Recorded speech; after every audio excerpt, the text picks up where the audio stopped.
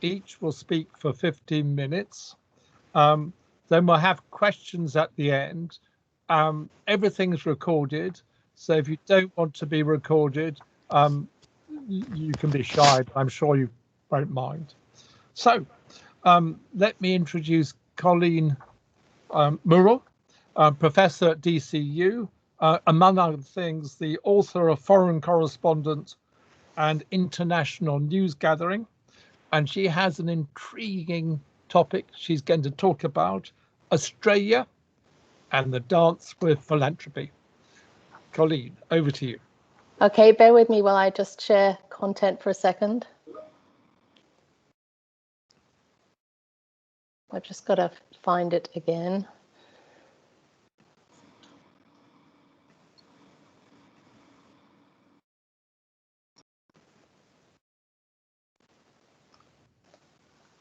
When I said DCU, it is, of course, Dublin City University. Okay, can you just do that if you can hear me? We good? Yep, we can hear you. Okay, well, first, it's great to see you all after such a troublesome year and the conference getting delayed, like so many academic conferences. I'm going to be talking about Guardian Australia. I returned to Europe last year just in time for lockdown 1 after 20 years in Australia. I've been a lifelong reader of The Guardian. When I first went to Melbourne in 1999, you could only get The Guardian as Guardian Weekly. So that, you know, things have really changed since then. Guardian Australia started as an online output in 2013 with a loan from billionaire philanthropist Graham Woods. The amount of money has never actually been confirmed by either party, but when I interviewed Lenore Taylor back in 2019, she told me that The Guardian had repaid this loan. The platform has now apparently made modest profits and hasn't been subject to the kinds of levels of redundancies that we've seen in other areas of The Guardian. But right there, you have the possibility of precarity, because in giving the money to Guardian Australia, Graham Woods withdrew money from the Global Mail, causing it to completely fall over and shut down with the loss of quite a few jobs. So the danger of relying wholly on philanthropy was therefore made evident right from the beginning. Kath Viner was the first editor of Guardian Australia, and it quickly established a foothold in the Australian media landscape, which is extremely concentrated and lacking in diversity. It never claimed to be able to take on the big newspaper groups, such as Fairfax, the previous owner of the Sydney Morning Herald, The Age, which is now owned by Nine Entertainment, nor did it promise local or even regional coverage. In the course of a paper that I wrote on the different missions of the Guardian online platforms, which I wrote for LSE, I discovered through content analysis and then through interview that the platform had 5 core areas that it focused most of its attention on. This allowed a small startup to concentrate on covering these 5 areas well, believing that they were badly served by the national media that was already there. These areas were politics at the national federal level, not state, Indigenous issues, immigration, asylum seekers, the environment and human rights, in particular to do with freedom from surveillance and digital rights. Writers were encouraged to concentrate on these areas.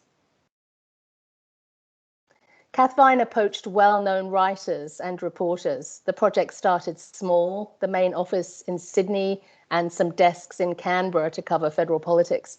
There were only 20 editorial positions to begin with, but by 2020, there are 63. And they've also opened offices in Melbourne and Brisbane. On top of that, there are 2 reporters in New Zealand filing 4 to 5 stories a day. Obviously, the Guardian operations benefit from being able to draw on the larger staff of the Guardian with reporters around the globe. It also benefits from other economies of scale, such as, for example, the software program OFAN, which helps journalists to understand reader engagement with their stories. I was actually very surprised to discover when I interviewed the previous editor, you can see there, Emily Wilson, at the Sydney office, that there was a Top Gear style poll in the middle of the newsroom on which they recorded the stories with the highest reach. which was, not what I thought of as Guardian journalism at the time, but times change. Through interviewing the current editor, Lenore Taylor, and in her own article for the Australian Journalism Review, it's possible to discern how the operation is currently faring. In terms of financing, there are now 100,000 paying relationships, which are more or less what we would understand in the UK as memberships. Reader revenue counts for half of the total revenue. There are 6.5 million readers as of January 2020, each spending more than 20 minutes and reading around 10 stories per visit. The measure reach is 11.6 million, according to Nielsen. The readers have been particularly supportive in Australia. In 2018, they were asked for some money to sustain environmental reporting, and within 6 days had given $84,000. Also in 2018, the Guardian Civic Journalism Trust was established, partnered with the University of Melbourne, and now the Guardian has deductible gift recipient status, which is quite important for philanthropic gifts in terms of taxation. So far, it's had 5 major grant projects and 4 positions have been added to the output via philanthropy. So Taylor has sought philanthropic grants from the following organisations. In Guardian speak, this is known as content supported by the Balnaves Foundation, which in 2020 gave $272,000 for arts coverage, but over the years has given a lot of money for Indigenous issues. The Susan McKinnon Foundation has given money for political transparency reporting. The Julia Lim Foundation has given money for environmental investigations. And the Judith Neilson Institute for Journalism and Ideas, which I'll come to shortly, has given money for a Pacific project for The Guardian, and more recently a casuals grant for COVID coverage. And they've also had another further COVID crisis project. Here is what Lenore Taylor says that her mission is about in terms of philanthropic support. So I have a bunch of different things that I'd like to do that we can't afford to do off our own bat, but I'm always awake to the possibility of philanthropists who are interested in those areas. Enter the Judith Neilson Institute for Journalism and Ideas, the JNI, which gave 3 grants for reporting in Asia, 1 to The Guardian and then 2 other ones. Guardian Australia's one was to hire a Pacific editor and a network of local Pacific reporters. And she said one of the big aims was to elevate Pacific journalists themselves and to get Pacific reporters who live in their countries to tell the stories of those countries. It's kind of better for Indigenous Pacific journalists to be doing the journalism rather than us just sort of parachuting in, experts. So for my research, I approached 3 connoisseurs in philanthropic funding to talk about the pros and cons of this type of funding for the media. 2 main issues came up instantly. The first was independence from the philanthropist, and the second was deriving long-term as well as short-term benefit. And that usually means that if the money dries up, you've still got some benefit from what you've done. So the first expert was Andrew Jaspin, formerly of The Observer and Scotsman and The Age, who founded the very successful journalism academic platform called The Conversation. He said, and every single agreement that you have has a line in it, which if it wasn't there, we always insist on, which is that although we receive the money, we must be left editorially independent to spend that money as we see fit and not be directed towards what to do. Bill Birnbauer is an academic and a former journalist whose PhD was on philanthropy in the US media.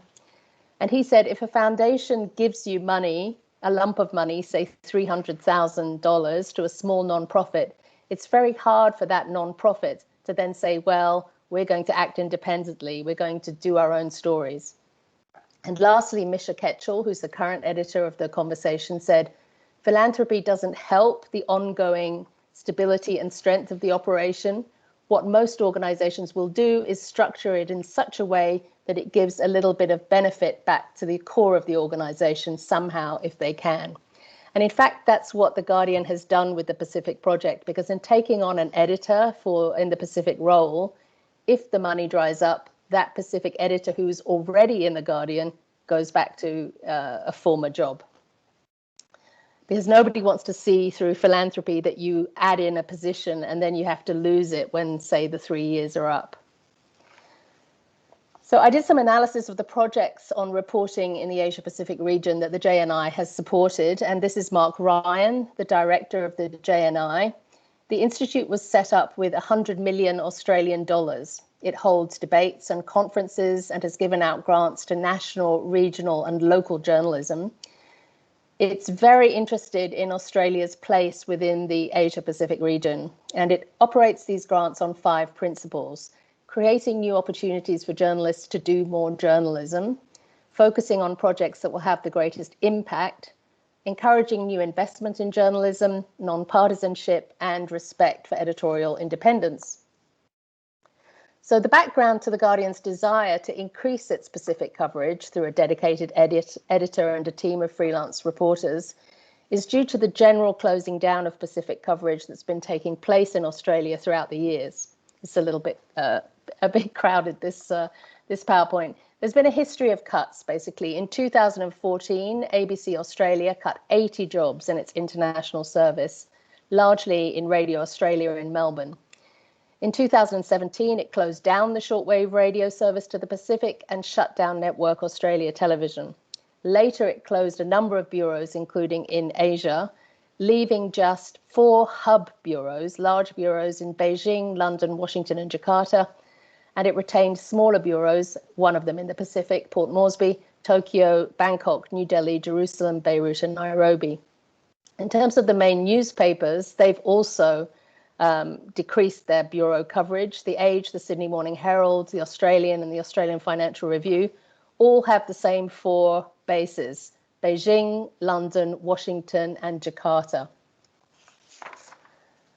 So arguments put forward by the ABC, by the Judith Neilson Institute and the Lowy Institute are about increasing government funding so that the media can help with soft power. And in terms of the Soft Power 30 report, Australia's bounced down the ranking. So it used to be 6th, now it's 13th, and China is 6th.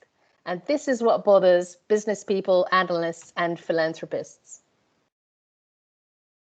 So my findings about The Guardian are, perhaps as a difference to Mark Curtis in his keynote, is that the Pacific Project has been very successful. I did some content analysis for 4 months in January to April 2020, and I discovered that 54 articles had been written from the region, which wouldn't ordinarily have been written. So these came from Vanuatu, Fiji, the Solomons, PNG, Guam, Samoa, and Palau. 12 were written by the Pacific editor, which changed from Kate Lyons to Ben Doherty during that time. The content included stories from the region about COVID-19, regional politics and relations with China, gender politics, tourism, cyclones, species extinction, health, aid, mining, food supply, crime, asylum, and climate change. Colleen, could you bring it to a close very soon? Okay. That's strange timing because I timed myself. The project's journalism was not affected by COVID-19 as all of these reporters were home-based. So on the basis of the first year of its Pacific reporting, the Guardian's grant was secured for a second year. The Judith Neilson Institute cited as evidence a great investigation into Fiji's criminal justice system, an ecologically disastrous plan for a giant mine in PNG, and in Samoa, the omission of a press gallery in Parliament. So the Guardian's impact has had reporting that's had impact in JNI terms, being praised by a number of top flight former prime ministers and UN bodies. In keeping its website open with a membership scheme, rather than being behind a paywall, the Guardian needs to think creatively about financing. It misses out on government funding because it's not seen as domestic media, having an overseas parent, the GNM, and ultimately the Scott Trust. It uses branded content, like you can see here, commercial content that our readers love. It also has supported by content, which is the philanthropy. More controversially, it has paid content, which is used to describe ad features that are paid and controlled by the advertiser rather than the publisher. They're subject to the Advertising Standards Bureau in Australia, and personal information is sold. If you look on the right, you can get a feeling about it. You can go to pages and pages of your privacy information, which I suppose is no more onerous than it would be for other media platforms. Recently, Guardian Australia has closed a deal with Google to be paid for putting money into the news showcase, and it's also negotiated a deal with Facebook. It's fairly transparent about its dealings, but amounts of money are not disclosed. Over the last few years, it's won a lot of prizes in Australia's main Walkley Awards for Excellence in Journalism, particularly in Indigenous coverage, which it's won the main award 4 times. It's also won awards for innovation, analysis, multimedia, and Scoop of the Year, and plays a key role in Australian media life, and its staff are very engaged with their audience. So what of the future? This is how Lenore Taylor thinks the Pacific Project can be used as a template for other areas of coverage. She said, you know, even in my wildest dreams of Guardian Australian's future, we're not going to have an extensive network of full-time rural and regional reporters. It's just not going to happen. But I would love one day to have a rural and regional editor who had connections and networks in the same way as the Pacific Project is setting up, who would pull in stories and give us eyes on, if you like. So thank you very much for listening. That was quicker than I thought. Thank you very much. I think it was 26 minutes. But maybe my watch is different from yours, Colleen. But a wonderful talk and a very exciting talk. Our next speaker is Dan Jackson, who is an associate professor at Bournemouth University, author of numerous books, and the co-founder of the wonderful election analyses. And he's speaking for a paper written jointly with Todd Graham and Scott Wright. And the topic is open journalism. Thank you, James. Can I just double check? So tell me, James, can you see my screen okay? Yes, I can. Lovely. Right. Hi, everyone. My name is Dan. I'm presenting on behalf of Todd and Scott, who are in the chat. I've asked Todd to plonk a couple of our papers in the chat because I'm going to skim through this pretty quick. It's going to be quite a lot of data that you probably won't always have time to take in. So Todd is going to put a couple of our articles in the chat. I will do that right now, Dan. Yeah, if you do want to know any more about this data. So I'm presenting about the Guardian and one part of their open journalism project. It's not the whole thing, it's one part of it, which is how journalists at the Guardian engage in below the line conversations. Okay, below the line meaning below their news story online. Very brief lit review to start off with, in the interest of time. Yeah, so ever since the growth of digital platforms and the movement of news organizations onto them, there's been a lot of discussion in the academic literature, at least, about the idea of engaged journalism or reciprocal journalism. There's many concepts have emerged broadly based around the potential for journalists to increasingly engage with their audiences online, and of course for audiences to participate in the news as well. Now, broadly speaking, again, we find relatively mixed findings on how journalists actually engage. Issues, of course, include incivility and abuse, which, as we know from Becky Gardner's, I'm not sure if she's in the room, but Becky Gardner's important research, which showed that if you're female, an ethnic minority journalist, especially at The Guardian at least, you're much more likely to be subject of such abuse. But we also find some research which shows that there can be positive outcomes of journalists engaging directly with their audiences online and below the line. And so this strand of research is what we've tried to extend here. Why have we done it on The Guardian? Well, because The Guardian is a pioneer of digital journalism generally, and of course it's invested a lot in its open journalism project. And again, commenting below the line that we're looking at here is one part of it, it's not the whole of it. But they certainly are at the forefront of participatory journalism, you know, projects and experiments online, and they've been influential in other news organizations as well. And they've had very active comment fields, as I'm about to show you.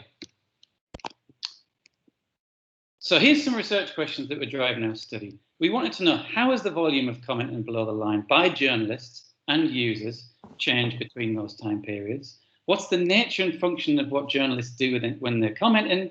And why? How do we explain the changes that we found in the first two. Okay, and just in case, just to be double clear, just in case you weren't sure what we mean by the below the line, it's this kind of discussion here where the journalist writes a story and then comes on and comments below the line, engages in conversation there. Okay, right.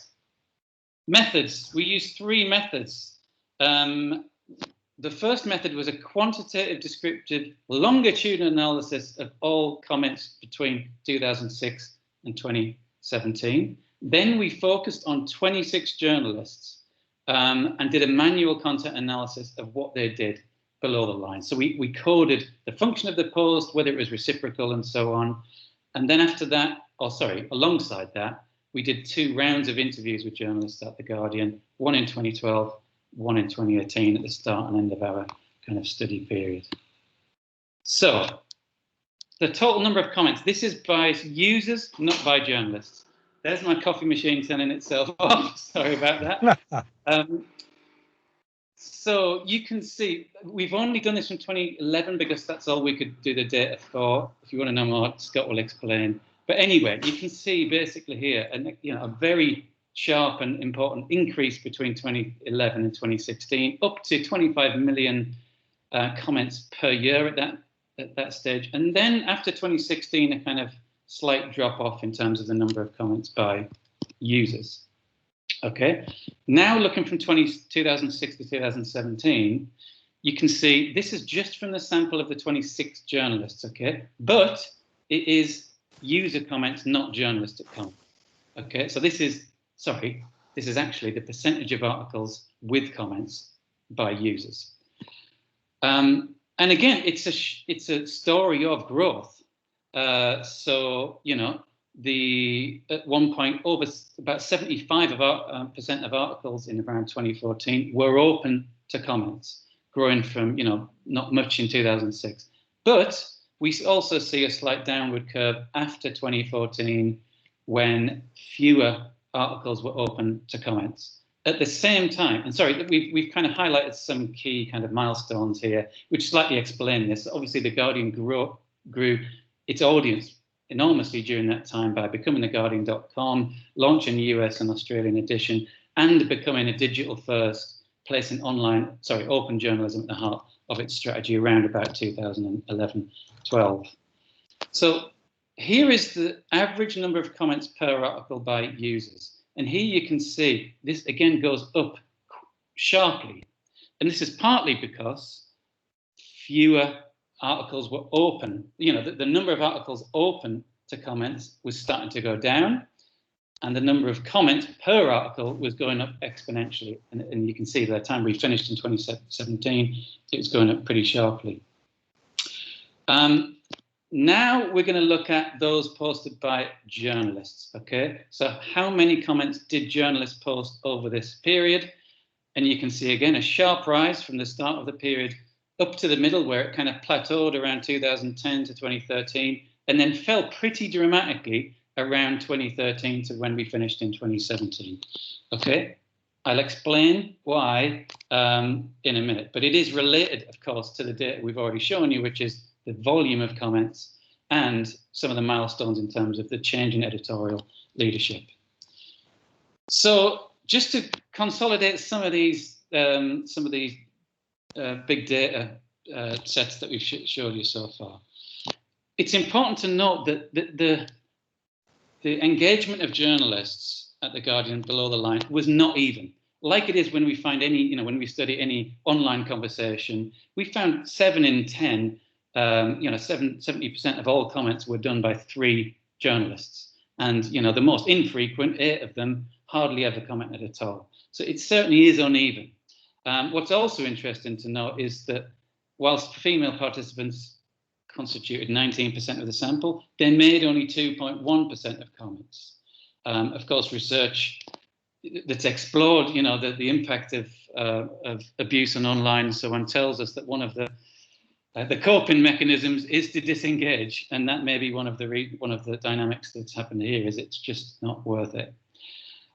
Interestingly as well, when journalists comment, they receive an average of only, I would say, 1.7 replies. So it's not like when they do comment, tons of people reply to them. On average, it's only 1.7. What else? Yeah, 16% of comments were under other people's works. It's not like journalists were only commenting under their own articles. They were in the whole, but sometimes they would go under the others' articles and add to the conversation there. Right. Swiftly moving on. I'm not going to last long on this slide. Only just to say the vast majority of comments by journalists were under blogs, columns, comment articles rather than straight news items. I don't think that's a massive surprise or insight there for you, but hopefully there is a bit more insight in this slide, which is to say, what kind of functions were journalists performing when they were below the line? And here we can see, well, first of all, the first comment I would make on this is almost all of these kind of repertoires of engaging below the line require the journalist to have read the comment, okay, that they're replying to. And so it tells us that they weren't just going on and broadcasting or promoting or whatever. They generally would have to have read comments in order to reply to them. Secondly, yes, they were arguing and debating and defending their journalism and defending their point and so on, but they were also reflecting on the journalistic practice as well. So we've got two codes there on journalistic practice and correction and clarification, and also requesting reader input. Over 25% were reflecting on journalism itself. And we think that's interesting in terms of the affordances of the platform which it allowed them to do. And when we interviewed them as well, there was lots of them who were very enthusiastic about the value of going below the line to be able to do this kind of thing, to become better journalists. So, all right, let's go back to the third method, which was interviews, and what might explain some of those line graphs that I was showing you before, as well as some of the other content analysis data. So there's four things I want to talk about here that mostly are kind of responding to the decline in recent times of journalist activity below the line. First of all, editorial change. So the story here is from our participants that, when Alan Rusbridger and team kicked off the Open Journalism Project and so on, there was a period of being really optimistic about the potential of the web, of digital journalism and so on, and online discussion. And over time, and this wasn't just because Catherine Viner took over and decided we'll have fewer articles open to comment. It also coincided with a bit more reflection about some of the negatives that people were experiencing. And this was captured, of course, in Becky Gardner's report, which told us about the dark side of comments at The Guardian, which was, of course, a pretty disturbing picture. And so there was a kind of a slight change at editorial leadership level where it's okay. It's okay for people who don't want to engage in this. We do need to manage it a bit more. Secondly, and relatedly, of course, journalists themselves talked about how they became jaded, they became weary, they found it, a distraction and so on. They also talk about how the novelty wore off. And again, this is related to their mixed experiences of receiving, criticism, abuse, and so on, and feeling also that the institutional incentives were not quite there. So, what was the incentive for me to go and post loads of comments below the line? I don't get any more, glory or promotion out of this from the employer, one of them told us. And then just a purely practical one, of course, which might explain one of the previous slides, was the sheer volume of comments. If you read the last couple of sentences of this quote, I appreciate I'm going fast here, but where he says, this is someone who was keen to go below the line, but they kind of realized that, look, by the time I go online and try and comment on the discussion, there's 50, 100, 200 comments before you've even had a chance to respond. And by the time you finished writing your response, there might be another 50 comments because fewer articles were open to comment and more people of users and audiences were congregating on them. So the speed of the conversation was so fast that it made it really difficult to have meaningful contributions, and a lot of them just ended up not bothering. And then, of course, the rise of Twitter.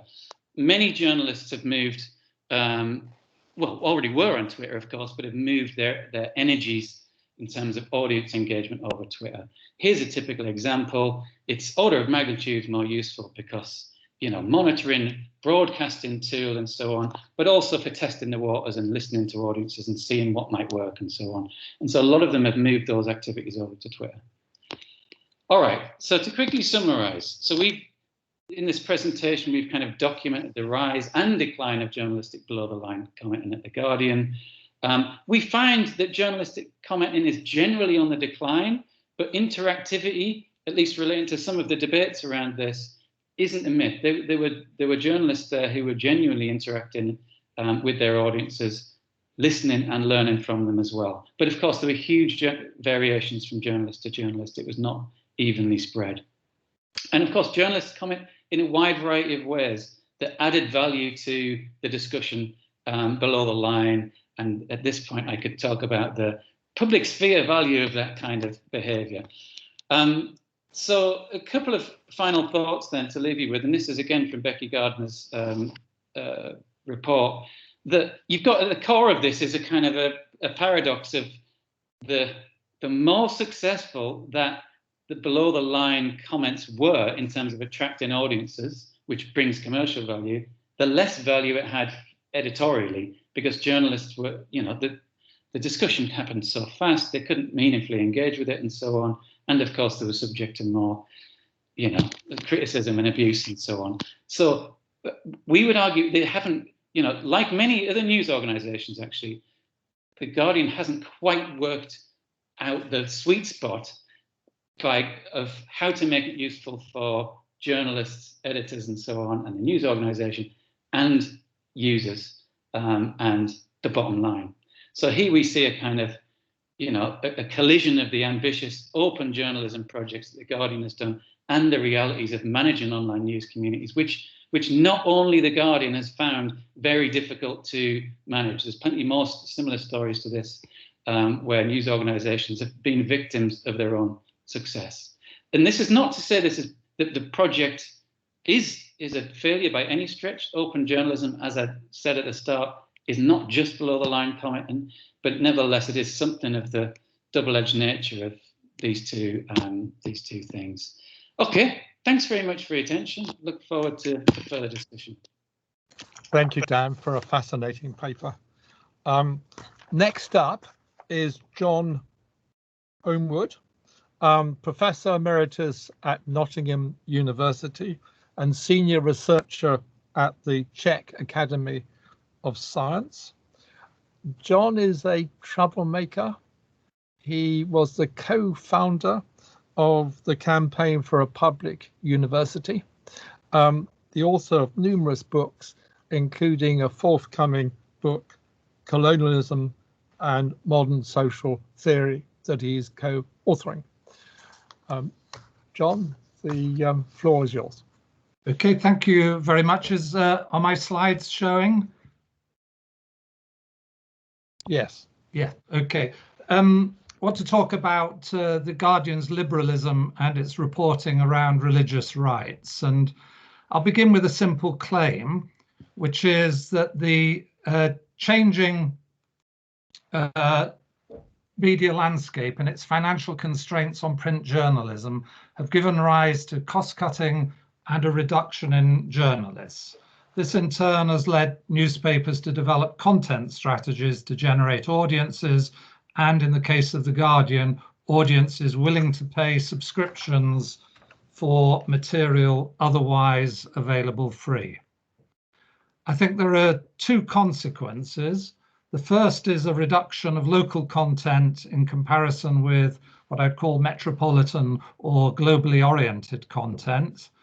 And the second is the shift in the balance between news reporting on the one hand and opinion and commentary on the other, which I think has led The Guardian to place a brand ethos, partisanship for justice and liberal rights above fairness in reporting. And we might think, well, where spin and fake news are techniques of governing, and in a context of rising authoritarianism and centralization of government power, this might be thought no bad thing. But I want to talk about the area of religion and how, in a sense, The Guardian is part of that authoritarianism rather than a critic of it. Because what is missing in the Guardian's approach to rights is an acknowledgement that rights include religious freedoms.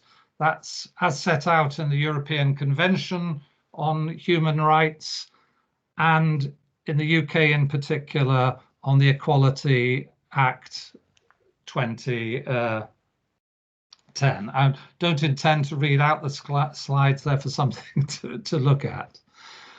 I suggest the Guardian ethos is unremittingly secular and hostile to religion. This is on the basis of what its writers seem to believe to be a religiously inbuilt hostility to rights.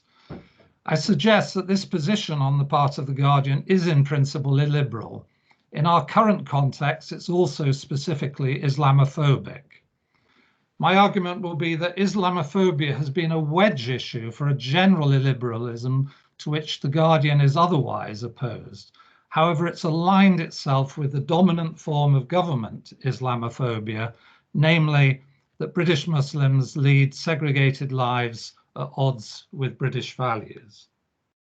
Let me make two further observations about current government authoritarianism. It's strongly associated with the 2015 Counterterrorism and Security Act, which criminalized non-violent extremism as part of its prevent strategy and imposed safeguarding duties on schools, universities, and other providers of public services.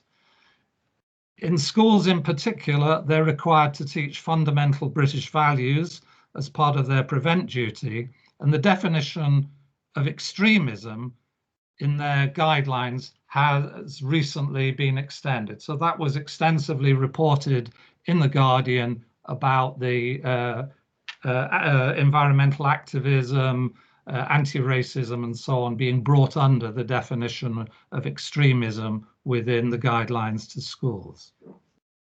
Now, these developments derive from the so-called Birmingham Trojan Horse affair of 2014, when a supposed plot to take over and Islamicize schools in Birmingham was uncovered, or allegedly was uncovered. And I'm not going to go into the Trojan Horse affair, but to suggest there were two media narratives. One was fed by leaks from the Department for Education, which was of Muslim extremist parents, governors and teachers acting against successful head teachers who were operating in difficult circumstances of social and economic deprivation and educational underachievement. Unsurprisingly, this was the narrative of the Times, the Daily Mail and the Telegraph, and Andrew Gilligan in particular, and feeding through from Policy Exchange. The second narrative, which was the one that could be found in The Guardian, was that it wasn't a problem of extremism, but of poor governance in schools in Birmingham as a consequence of disruption brought about by the Academy's programme. This gave rise to some bad practices, including the introduction of religion into secular schools. What was missing in any of the newspaper reporting, but including in The Guardian, was any examination of how schools could be taken over, or the legislative requirements of collective worship and religious education, both of which are supported by the European Convention and the Equalities Act 2010. In other words, contrary to Guardian reporting, there is no such thing as a secular school in England. All schools have requirements of collective worship. Now, taken together, the two narratives allowed a conflation of extremism with religious difference. And it's that conflation that's now shapes Guardian stories. So what I want to show is how the Trojan Horse affair then develops through other stories in The Guardian. But it's a conflation that's also at the heart of the prevent counter extremism strategy, which was first directed against British Muslims and subsequently developed in a more authoritarian direction. And that is, we've seen that in subsequent legislation since 2015, and I've already indicated about applying it to environmental activism, anti-capitalism, and anti-racism. All of these were fully covered in The Guardian, but without a single reference to the origin of the problems within measures taken against British Muslims. Indeed, The Guardian continues to treat stories about British Muslims differently, and it positions them in exactly the same way as does the government. So in a full version of the paper, I'd provide a detailed analysis of how this is reproduced and recycled in successive stories in The Guardian. For example, not just the Trojan Horse affair, but the High Court case associated with Al-Hijra School, which took place in October 2017, and the parent protests supposedly about LGBTQ teaching, which happened in 2019. The latter, The Guardian's reporting on the latter protests was particularly egregious because no article in The Guardian reported that the curriculum at issue, so-called No Outsiders, was in fact a whole school approach to teaching British values under the prevent duty. It was not a part of sex and relationship education, which was primarily how The Guardian presented it. But let me conclude to give a sense of the ethos of the paper with two recent stories. The first is by Nick Cohen on a potential backlash against the unvaccinated, indicating that COVID could soon be a disease of poor people and ethnic minorities. In Birmingham, the only city to have produced detailed statistics, just 60% of people over 80% accepted the jab in Alum Rock, etc. But the piece quickly becomes a story not about disadvantage, but a story about science versus religion. Theocrats will do anything to avoid legitimizing the scientific worldview. Once they allow modernity in, once they accept that the works of men are superior to the commands of God, their control of the mind and body, particularly women's bodies, would be at risk. Better to tolerate death and sickness than allow the rotten structure to fall. In effect, Cohen mobilizes one binary, the unvaccinated versus the vaccinated, against another, religion versus science. The contempt, which he apparently laments in the representation of the former binary, is reinserted in the latter. And his reference to Alum Rock in the introduction of his article is not innocent. Neither is his failure to mention the non-religious reasons why the local population might be suspicious of government interventions. Alum Rock was the site of the Birmingham Trojan Horse affair, and any reference to Alum Rock is always bringing the Birmingham Trojan Horse affair back into play. And it's used here as a flag for the issue of religious fundamentalism. But Alum Rock was also the site of something called Project Champion in 2010, when the area was circled. Literally, it was impossible to go into Alum Rock in any street without surveillance cameras picking up movement. And this was part of government counter-terrorism measures disproportionately directed at communities with high proportion of Muslims. So there are specific reasons for some communities in England to be suspicious of government actions. They don't derive from the local population's worldview, but from the worldview of government, a worldview that in this article Cohen is reinforcing. And there's similar mechanisms are at work in Ken and Malik's recent piece on the Batley Grammar School protests of a few weeks ago. These were protests about the showing of the Charlie Hebdo cartoons in a school religious education class. And followed the familiar line about living with debate and that it was important, and that this and people living in Britain had to recognise. He recognises that civility is an issue in order to facilitate debate, but he exempts religious sensibilities from civility. Instead, what he does, I'll suggest, is that he follows a standard liberal conflation, and indeed Guardian conflation, of race and religion, to suggest that the issue at hand should probably be one of a possible racism, that is, we have to avoid racism, and that there are no religious rights that might separately be at issue, notwithstanding that the Equalities Act raises those rights. So this is how he goes on to say that one could approach things in a way that heightened racist prejudice, or one could reduce racial or religious tensions, and then immediately goes in to claim that Islam prohibits depictions of Muhammad is to take the most conservative views and present them as representative of Islam. The parents in Birmingham, in Batley, were protesting about a lack of civility in the way in which an example of in religious education, which didn't need the showing of the cartoons in order to discuss the issue underlying the cartoons, how that was done. And indeed, since the teacher was reported to have saying, this will offend some of you in the class, the issue is why offence in the area of religion is regarded as not as an issue of civility, but as something that should properly be done in order to reinforce liberal values.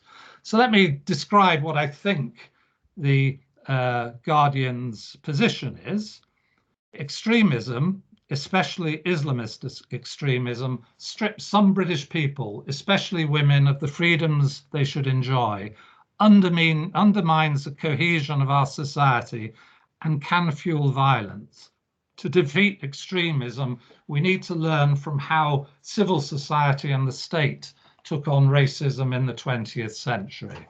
A classic piece of shifting to the argument around racism and opposition to racism, and also to represent religious conservatism as the problem and as an instance of extremism.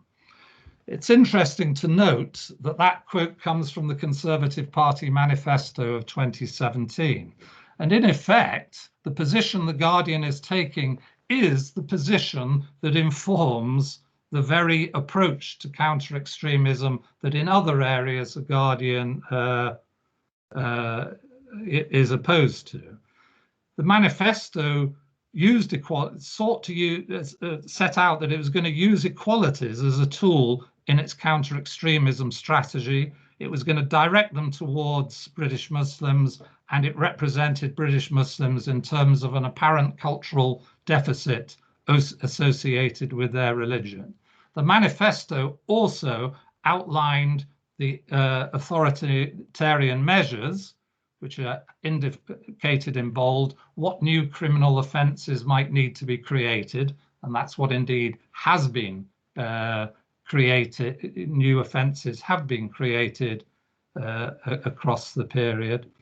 And so in effect, we have authoritarian measures directed against wider groups than simply British Muslims, decried in their application to those other groups, but unchallenged by the Guardian when they were applied to British Muslims. And even now, the Guardian is unwilling to locate how this discourse derives within a particular liberal blind spot around religious rights that are nonetheless supposedly part of the liberalism it endorses. Thank you very much, John, for a very stimulating paper. So we have three excellent papers. Colleen's, and I think I mistimed you, Colleen, apologies. a fascinating endorsement of philanthropy, contrasted with the cuts taking place in other Australian news outlets. A second paper which argues that reader participation hasn't worked out quite in the way that was anticipated. And the third paper saying that The Guardian is on the side of illiberalism and authoritarianism. The first person's hand was up was Virginia McFadden. Over to you. And you'll be unmuted, I hope. Virginia, if you'd like to ask your question.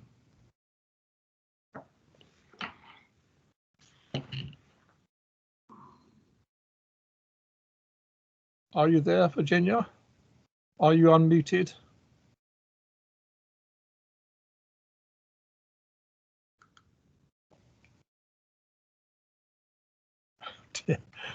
Are you're just to say, James, that she is unmuted, so she should be able to speak. Right, Virginia, over to you. You had your hand up very early on, so you're champing to ask this question. It may be that she asked it in the chat because it's been up for a long time, her hand, I think. So maybe okay, we can open it up to the general audience. Anybody who wants to speak, put their hand up. I'm sure that somebody is going to respond to John Holmwood's paper. That makes sense. There must be people willing to. Well, James, could I ask the first question then? Please do, Des. Yeah. Yeah. Thank you to all three of you. I had two questions. First, for Colleen. I mean, it's very interesting to learn about that. I wasn't aware of the situation in Australia, but if I understood you correctly, you're saying that for a variety of different circumstances, not least what's going on in the rest of the Australian media landscape, the philanthropic structures and support actually allows some new voices to be heard. Now, there may be different experiences in different regions of the Guardian's operations, but the question for me is slightly more of a structural one. I mean, there's been some really good research by, I think, Rod Benson in the US, looking at some of the problems and potential problems associated with philanthropic funding.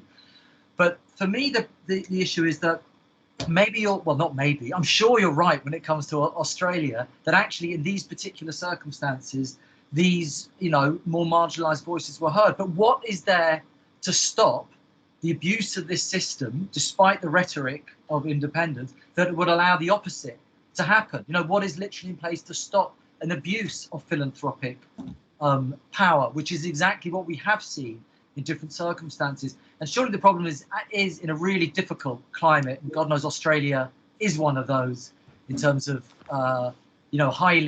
highly concentrated media environment, that there may be more and more temptation to take on philanthropy. And basically it's not a great underpinning of independent journalism. So I wonder if you could comment on that. Maybe yours is a happy case study, but is the exception. And actually we should worry about this as a development. And for John, I mean, sorry, it's a big question, but for me, it's just, could you just say more about the kind of liberalism, your understanding of liberalism, that facilitates this kind of illiberalism? Is that a contradiction? Is it actually just rediscovering, Enlightenment debates? It's kind of the unleashing of the secularism that wasn't allowed back in the 18th century is now flourishing now. There's been others who've written about the difference between reactionary illiberal and liberal democracy itself. I'm just wondering if you could say more about how you think it's come about that we have this kind of stark contradiction. Thank you. Right. Colleen, would you like to go first? Well, can you hear me? Yeah. Yes. The philanthropic area in Australia is extremely small. I mean, the sort of philosophy about media in Australia over the years has really been the kind of Norman Tebbit, pull yourself up by your bootstraps and stop complaining sort of mode. It's not really, we're going to come and help the media. However, in the last couple of years, the government has come out and introduced a number of Senate inquiries into the funding of the media, especially into Asia as well, and the funding of the ABC to be able to broadcast back into Asia, etc. Yes, it could be abused, but it is so small at the moment. It's not really an issue there, I don't believe. I mean, Andrew Jaspin spoke a lot about the problem with philanthropy in places like America, where PBS and NPR wouldn't exist without philanthropy, is that there's a kind of lazy Susan approach whereby you pick up, this dish and you have it for a few years. You don't have that funding anymore. You spin the thing and you pick up another dish and on you go. I mean, I don't think we're there yet in Australia. The JNI has got 100,000,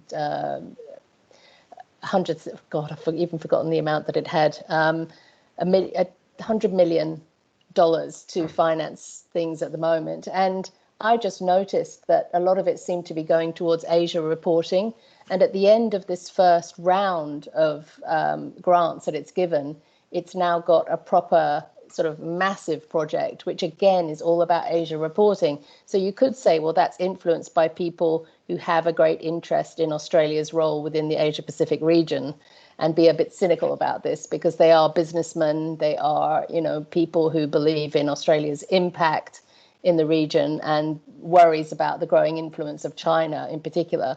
And China is spending huge amounts of money on media throughout the Pacific region.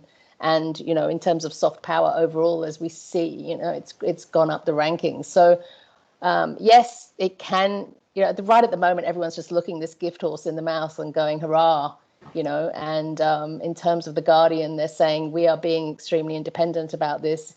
If you don't believe us, we're putting it all out there and we're being very independent of our philanthropists. But yes, there's always that problem. Thank you, Colleen. I must say, I did a case study of philanthropy in relation to open democracy, and I came to the same conclusion as you. John, if you could respond to Des, it sounded like a coded attack to me. Perhaps you would like to respond. First, though, I'll just take up the issue that Alan Rusbridger has put forward about the difference between the Observer and the Guardian. I wish to choose examples that were very recent in the talk, but otherwise I could show exactly the same within the writings of Owen Jones, Polly Toynbee, and even Aditya Chakrabarty, who in reporting on issues around academy schools steers away from academy schools with a large proportion of ethnic minority children. And that relates to the issue that Des was setting out. One of the moral panics in Britain is a liberal anxiety about the nature of Muslim children, and in particular, the education of Muslim children, and in particular for those who have been bound themselves into a secular tradition of liberalism, then what you see is that Britain's children are increasingly multi-ethnic, increasingly from different religious traditions, and increasingly non-secular compared to the wider and older population. And The Guardian is representing a population that doesn't fit with the nature of the experience of schooling. British English schools are increasingly segregated by the activities of white parents, both residential segregation but school choice segregation. And journalists are representing that fear of the choices made by parents within community schools to have their children educated in line with their religious sensibilities, which is absolutely baked in to English educational understanding. So where does it cover? Well, James did kindly give a puff for a book on post-colonialism and modern social theory. Social theory and the general understanding of the progressive left is of religion giving way. And so part of the problem, what happens when there is a return of religion? So we are living the return of the Jewish question in the form of the Muslim question, and we are making exactly the same errors about it, and those errors are being reproduced by newspaper columnists simply because they cannot understand religion except as something that ought not to exist and as something that should not be protected as a right, notwithstanding that that is absolutely bedrock to a different understanding of liberalism. So I think it's a serious issue, and quite a few Guardian journalists, or particularly columnists, are explicitly members of humanist or secular societies, in a way in which the mobilization of positive religious sentiment on the part of journalists would be regarded as somewhat problematic. Thank you, John. Louis, you have a question, and then Alison Asseter after that. Louis first. Hopefully you're unmuted, Louis.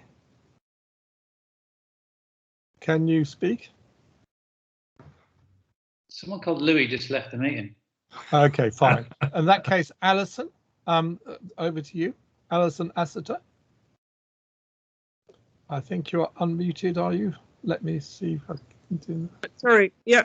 I apologise to the first two speakers and to John Holmwood. I didn't hear the whole of your talk, but I've heard the second part of it.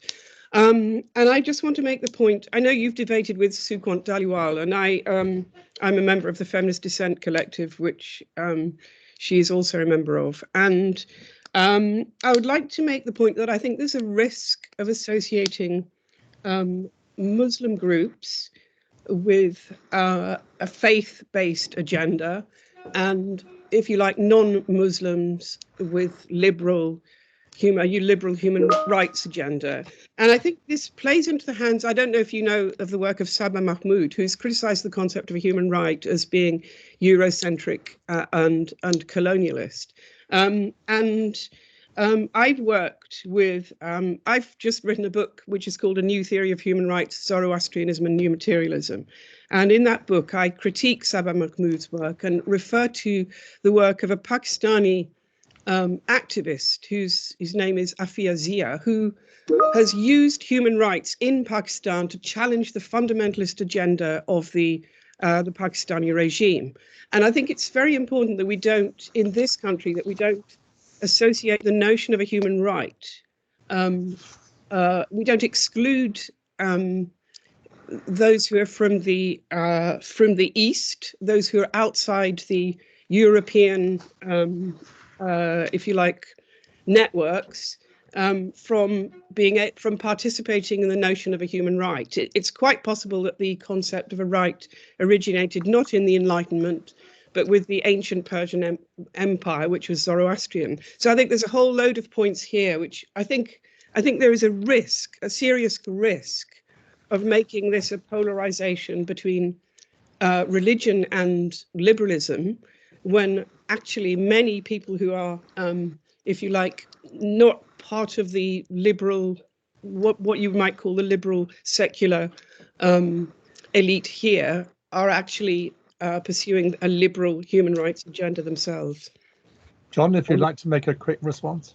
Yes, I mean, I'm not, in a sense, excluding in that way. What I'm pointing out is that freedom of religious expression is set up as one of the liberal rights, but in a lot of liberal mobilization, its nature as a right is not recognized.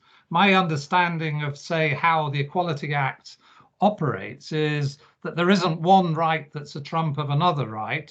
What there is an issue of negotiating and balancing rights, and the best way in which to do that is through dialogue. One of the ways in which you have dialogue is through entertaining the position of your interlocutors. The point I would make is, first, nobody was a fundamentalist in Alum Rock and within the schools, and there was no evidence whatsoever of any kind of religious extremism, nor really was there any evidence of religious conservatism. There was simply the evidence of the same legislative framework that applies to Christianity in schools in Britain being applied to pupils primarily from a Muslim background. I have no objection to secularists, and I'm a secularist myself, wishing to argue that British schools should be secular. What I have an objection to is journalists failing to recognize that they are not secular and what that means from the way in which they should represent different positions. So essentially, Christianity gets a pass in these debates. If you're from Orthodox Jewish background, you will be come under similar sort of criticism, though less intense than the criticism from those from Muslim background. And I was completely happy to debate things with feminist dissent, but the offers to do so were turned down by participants in feminist dissent. And the interesting thing about the LGBT protest in Birmingham is that parents from the school were not invited to the debates organized in Birmingham by the equal rights or equalities oriented groups. And so you had a mobilization of if you like, interest groups, but an unwillingness to actually talk to the parents. Well, sorry, can I interrupt you? Because Dan Jackson has got off lightly, and can I just ask one question of Dan Jackson? What is the implication of your paper for Alan Rusbridger's pioneer conception of reader involvement in The Guardian? What do you think? What light does your paper shed on his conception of readers being involved in the paper? I don't think it. Yeah, I mean, we only look at one aspect of open journalism, not at all. So what? And I stressed it a number of times, I guess, but it's just to say that because what we look at is the decline of below the line engagement by journalists in those spaces where they can. But open journalism and the broader project was more than that. There's other ways to bring in audience voice and input, and to engage with them in other platforms and so on. And so I think if Alan were in the meeting, which he's left, I think he would probably, and I think the participants that we were talking to as well, they were not finished with all engagement with ordinary users and members of the public or whatever, but they'd moved it onto a platform, Twitter, where they could manage it a bit better. Not to say that has been that is always a place where civil conversation blossoms, but nevertheless they have they've shut down a lot of the commenting, and now what you see is tons of commenting, but mostly just discussion amongst the public. But this, I still think that there's when you look at The Guardian, it's still innovating in terms of trying to bring audiences and have discussions and so on. There's still the other forms of journalism that encourage that as well, through the podcasts and the Q&As and so on with journalists and the events. So yeah, I don't think it is I don't think it implies a total failure, is what I'd say. And I'm sure Alan Rusbridger will respond at the keynote tomorrow. We will have the final word. Another question, please. I mean, I could just add to that, Dan. Please do. Yeah, this is Todd Graham, a co-author with Dan and Scott, just FYI. I mean, it is really interesting. The first round of interviews, which was during Alan's reign and during these, during the open journalism period, the journalists were really positive and really talked about audience engagement and using below the line comments really to tap into the audience. I mean, this is really in line. I mean, sometimes we thought maybe we weren't sure if it was PR or if it was actually real at some points, but for most part, we thought it was genuine. Scott might want to say something about that as well. But it was really, really positive, and it is a real shift in that second round of interviews, the shift among those same journalists. So yeah, I mean, I think there was a golden age, I think we called it in our piece, about 2 or 3 years where there was very positive feeling amongst the journalists. It seemed from our content analysis that they were engaging with the audience in very constructive ways. We had this codes journalism practice, requesting audience input, Q&A sessions, and things like this. So it was really, really ahead of the curve in terms of interactivity if you compare it to any other newspaper that used below the comments at the time.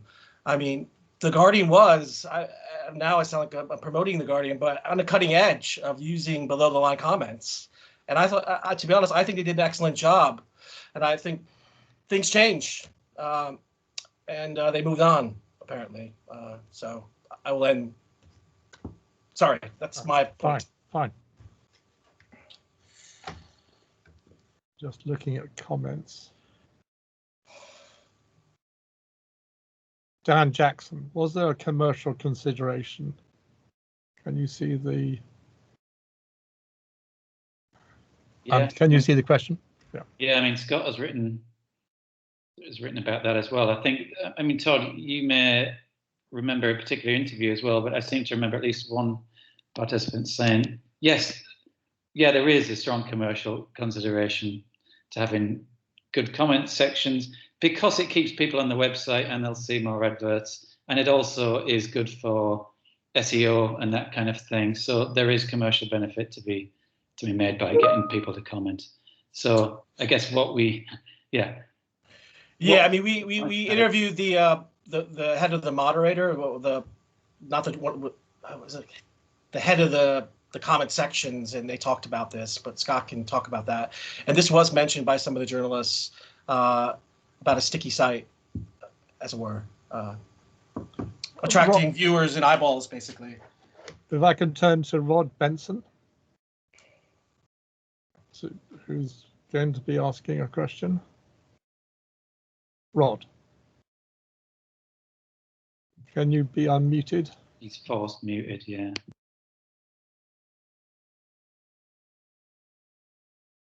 Are you unmuted? Des, you're muted too. Rod should be unmuted if he can unmute himself. If you could unmute yourself. Rod, I might say, is a distinguished American media studies professor who's going to ask a stinking question. Rod, over to you. You've muted yourself, Rod. You need to speak. Unmute yourself. The last time I heard you speak, you had a clicking machine. It all looked very professional. Now it's working. No, good, very good. Over to you, Rod.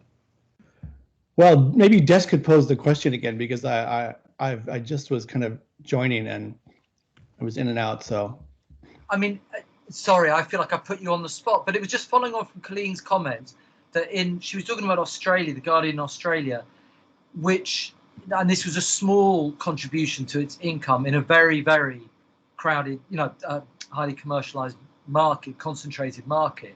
But I just mentioned your work as, because we don't know the direction of Guardian UK, there has been a significant increase in the role of foundations and philanthropic funding on Guardian content over here. And I know that you've done that research. I'm just wondering if you can illuminate what you think the impact has been in the US in particular.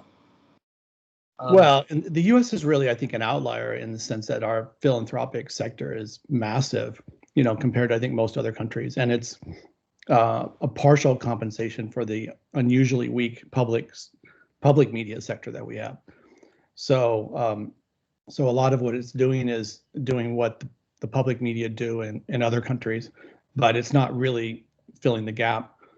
But in terms of the Guardian getting funding, I think that's big names like the Guardian, and I think foundations have given to commercial media around the world, like Le Monde and in France, and LA Times, I think, has gotten some money. I mean, so there's a pattern of these large commercial organizations getting some philanthropic money to support what they're doing. So what's your question, Rod? Well, I don't have a question. Des just wanted me to weigh in.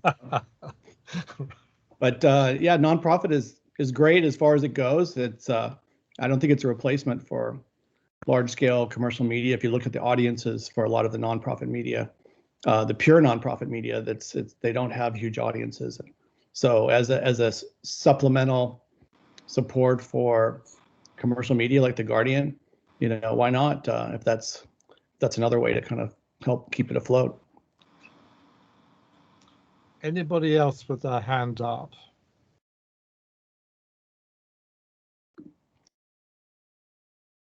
Who would like to speak? This is the moment. Otherwise, we bring it to a close. This is apology if this was already covered. Right, go ahead. TD, you're the last question. Can So, you be unmuted? Dan, is that? I think Derek does. Do you have any comments on that, Todd? Was there much evidence during the golden age of below the line comment activity of this feeling back into content above the line? Okay, like specific examples of that. I mean, journalists talked about that in the interviews. They talked about how they used audiences, for example, requesting public input or the debates in the conversations, and how they use that in follow-up pieces. There were a couple of journalists that talked about that. Keep in mind, we had about seven very active journalists below the line in our sample, and we interviewed some of those. And a couple of them talked about that. I can't remember. In the interview did, but we also had these Q&A formats as well, where they sort of had they had a couple different formats which were intended to get readers to talk to the blog section in order to use that information for whatever it is they were after, as well. Right. Thanks, Todd. We have one last question from Nico McDonald. Hi, it's a question for Dan. I've enjoyed your paper on comment is free. I wrote a piece in the Online Journalism Review in about a couple of years after Comment is Free had launched, and looked at some of the dynamics around how comment was working in The Guardian, and quoted Alan Rusbridger from a talk at the Royal Society of Art saying, if Polly Toynbee says to me, shall I comment on a piece on comment is free or write another opinion piece, I'll say do the latter. So I was interested in your analysis of how journalists had interacted with the debate. I made a couple of suggestions in that. One was looking at the letters page as a model for debate online, and the other was looking at chairing as a model. And I wondered if you had any observations about the ways in which the civility of debate had changed according to changes in either the design of comment is free or interaction by editors and journalists with the comments. Thank you. Do you want me to go take this, Todd? Yeah. Yeah. One of you two, if you could. You want us to be quick? Yeah, it's a really interesting question. Thank you. There was one word you said. Did you say the chairing of it? I didn't quite catch that. Yeah. Yeah. The idea of chairing a public meeting where you choose who will come in and you promote people and you reflect on what people have said, which creates a sort of editorial dynamic, if you like. I'm not saying that's been done in Comment is Free, but I wondered if you've seen anything like that in the way that comments were managed and moderated? Okay, so yes, yeah, we coded for whether they were moderating them, but the journalists, the journalists themselves weren't always moderators. You often have professional moderators who did that. And the Guardian, relatively speaking, compared to a lot of other news organisations, invested a lot more in that than others did. But I think we kind of comes back to the story of scale as well. Do you know what I mean? That the value that the news organisation can get out of that declines the more that the number of comments increases. Or should it go like that? You know what I mean? So that is, that has been seen elsewhere as well, of course. Yeah. But, go on, Todd. I better bring it to a close because there needs to be an ice cream break between this and the keynote coming up. I thought we had 3 really good papers. Can I thank our 3 speakers for doing their bit? Many thanks. See you in 25 minutes time. The closing ceremony, yes. Dan, are you going to the next session? Are you going to the next session? I'm making dinner. Oh, you're making dinner. Okay. Okay. Yeah, good job. See you later. Oh, sorry, everyone's listening. Manny, I'll talk to you tomorrow, Dan. Sorry, totally forgot.